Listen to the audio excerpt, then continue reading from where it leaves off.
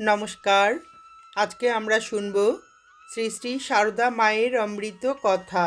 জননী সারদা মণি লিখেছেন প্রখ্যাত সাহিত্যিক শ্রী শঙ্কর।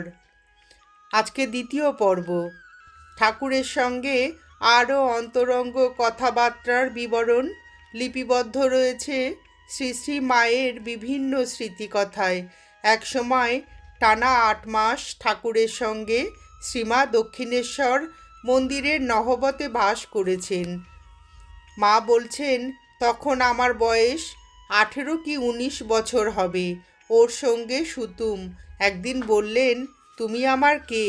বললুম, আমি তোমার সেবা করতে আছি। ঠাকুর ও মায়ের এই 8 মাসের দাম্পত্য জীবনের ব্যাখ্যা ঠাকুর নিজেই দিয়েছেন। ঠাকুর বলেছেন, ও যদি এত ভালো না হতো, আত্মহারা হয়ে তখন